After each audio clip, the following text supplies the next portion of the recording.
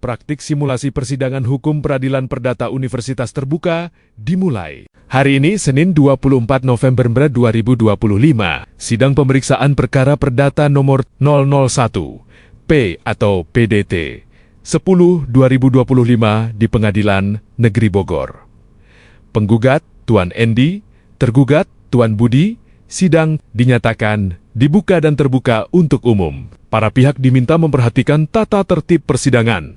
Karena semua pihak sudah hadir lengkap, persidangan dapat dilanjutkan. Agenda hari ini adalah pemeriksaan pokok perkara, konfirmasi fakta hukum, keterangan para pihak, dan penyampaian pledoi dari penggugat. Sebelum pemeriksaan pokok perkara dimulai, saya persilakan kuasa hukum penggugat menyampaikan uraian awal. Assalamualaikum warahmatullahi wabarakatuh. Saya Fastabi Khairu Mahiza, SHMH, kuasa hukum penggugat dalam perkara perdata nomor 001 P PDT bulan Oktober 2025 Pengadilan Negeri Bogor. Pada kesempatan ini saya akan menjelaskan duduk perkara, dasar hukum dan tuntutan penggugat atas prestasi yang dilakukan tergugat. Pada tanggal 15 Januari 2023, penggugat dan tergugat menandatangani perjanjian jual beli tanah seluas 1000 meter persegi di Kecamatan Cisarua, Bogor. Ketentuan penting dalam perjanjian tersebut adalah 1. Harga tanah 1 miliar rupiah. 2. Pembayaran dilakukan 2 tahap. Tahap pertama 300 juta rupiah saat penandatanganan. Tahap kedua 700 juta rupiah paling lambat 3 bulan setelah perjanjian. 3. Setelah pelunasan, penggugat wajib menyerahkan sertifikat dan mengurus balik nama atas nama tergugat. Penggugat telah melaksanakan kewajibannya dengan menerima uang muka dan menahan sertifikat sampai pelunasan. Namun, hingga 6 bulan setelah itu, tergugat belum membayar sisa 700 juta rupiah sesuai perjanjian. Penggugat telah mengirim 2 surat teguran pada tanggal 20 April dan 10 Mei 2023. Tapi tergugat tetap tidak memenuhi kewajibannya. Alasan tergugat bahwa belum mendapat pinjaman bank tidak dapat diterima karena itu risiko pribadi tergugat dan tidak menghapus kewajiban hukum untuk melunasi pembayaran. Baik, uraian awal diterima. Kita lanjutkan dengan pemeriksaan fakta perjanjian. Pertama, apakah benar perjanjian jual beli tanah ditandatangani pada 15 Januari tahun 2023? Benar Yang Mulia, ditandatangani di hadapan saksi dan tertulis. Apakah benar uang muka 300 juta telah dibayar oleh tergugat? Benar, ada bukti transfer dan kwitansi yang sudah dilampirkan. Berapa batas pelunasan yang disepakati? Tanggal 15 April 2023, 3 bulan setelah perjanjian. Apakah pelunasan dilakukan? Tidak Yang Mulia, tidak ada pembayaran sama sekali. Apa bentuk teguran yang diberikan penggugat? Ada 2 somasi, pertama pada 20 April dan kedua pada 10 Mei 2023. Namun tidak dijawab atau dipenuhi tergugat. Menurut berkas, tergugat beralasan belum mendapat pinjaman bank sehingga belum bisa melunasi. Bagaimana tanggapan penggugat? Alasan itu tidak relevan secara hukum karena merupakan risiko pribadi tergugat dan tidak termasuk syarat penundaan dalam perjanjian. Apakah penggugat mengalami kerugian?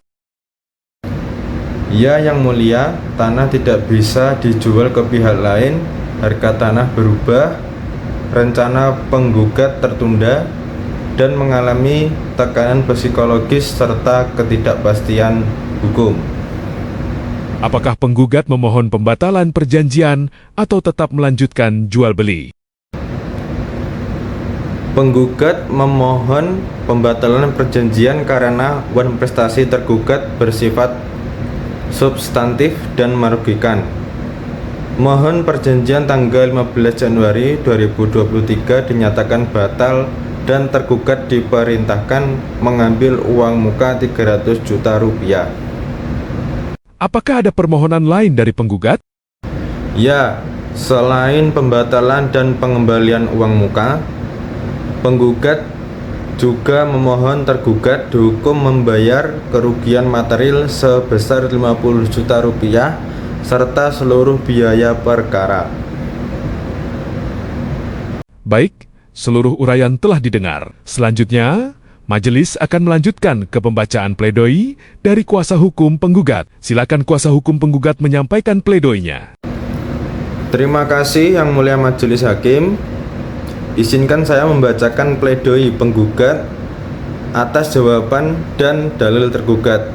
Yang Mulia Majelis Hakim, kami tegaskan tergugat telah wan prestasi dalam perjanjian jual beli tanah tanggal 15 Januari 2023. Alasan tergugat belum mendapatkan pinjaman bank bukan alasan hukum yang membebaskan tanggung jawabnya. Bahwa tergugat tidak melunasi pembayaran tahap kedua sebesar 700 juta rupiah dalam waktu yang disepakati, meskipun sudah mendapat dua somasi. Perikatan yang lahir dari perjanjian harus dipenuhi sesuai kesepakatan, sesuai pasal 1338 KUH Perdata, pasal 1243 KUH Perdata menyatakan pihak yang tidak memenuhi perikatan wajib membayar ganti rugi. Alasan keterlambatan pembayaran karena pinjaman bank. 1. Tidak tercantum sebagai syarat tunda dalam perjanjian. 2. Merupakan risiko pribadi tergugat. 3. Tidak menghapus kewajiban hukum tergugat. Hukum kontrak tidak mengenal alasan pembenaran berupa ketidakmampuan pribadi selama syarat dalam perjanjian jelas. Akibat wan prestasi tergugat, penggugat mengalami kerugian nyata, yaitu tanah tidak dapat dijual, harga turun, rencana investasi terganggu, dan ketidakpastian hukum berbulan-bulan. Kerugian material 300 juta dan imaterial 50 juta wajar dan layak dikabulkan. Berdasarkan fakta, bukti, dan argumentasi, penggugat memohon kepada Yang Mulia Majelis Hakim: 1. Mengabulkan gugatan penggugat seluruhnya. 2. Menyatakan tergugat wan prestasi.